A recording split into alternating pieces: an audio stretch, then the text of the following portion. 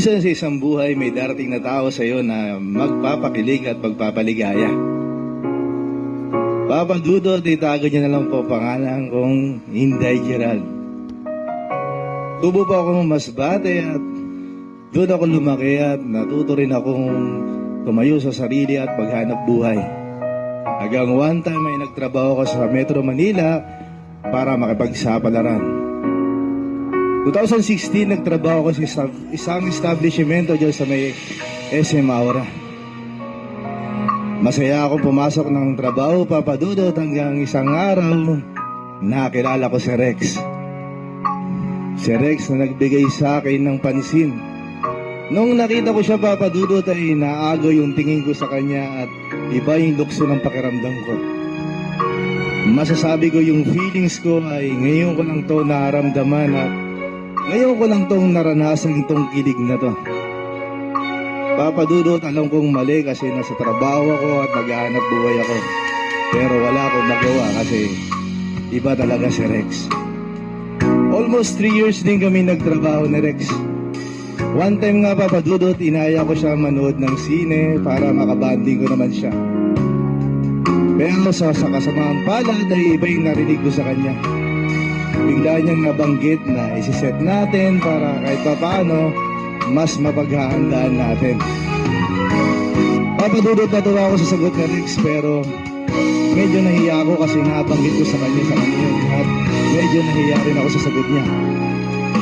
And then one time ay parang nahiya na akong ayain siya kasi baka mamaya tanggihan na naman niya ako. Baka mamaya sabihin na naman niya na isiset niya. Papa Dudut, mahal na mahal ko si Rex at almost 2016 pa lang hanggang sa ngayon, ilang years nang nakalipas, si Rex pa rin talaga nasa puso at isip ko. Kahit anong guy pa ang humarap sa akin, magpa-impress sa akin, matipuno, guwapo, may tsura, wala pa rin tatalo kay Rex eh. Rex kasi yun. Papa Dudut, iba yung feelings ko sa kanya. Wala na akong hinihiling kay God na ibang taong pang dumating. Iba kasi si Rex eh. Kaya sa lahat na nagmamahal dyan, natutong may love sa isang tao, ibigay niyo yung pakiramdam na kung anong nararamdaman niyo. Kasi para sa akin, ang sarap ng feelings na nilalabas ko yung nararamdaman ko. Papa Dudut, kahit hindi na ako kumain, makita ko lang sa Rex eh, parang naiibsam na yung gutom ko. Almost hindi na rin ako nakapag-coffee break. Minsan nalilimutan ko pa rin mag-dinner, makachat ko lang si Rex. Papa Dudut, ibang-iba talaga si Rex kasi binago niya yung pagkabuhay ko. Ay, pagkatao ko. Kaya sa lahat ng naiinggit dyan, yung feelings na hindi nila kayang ilabas, hindi nila kayang ipakita sa taong gusto nila, ngayon pa lang iparamdam nyo na sa kanila.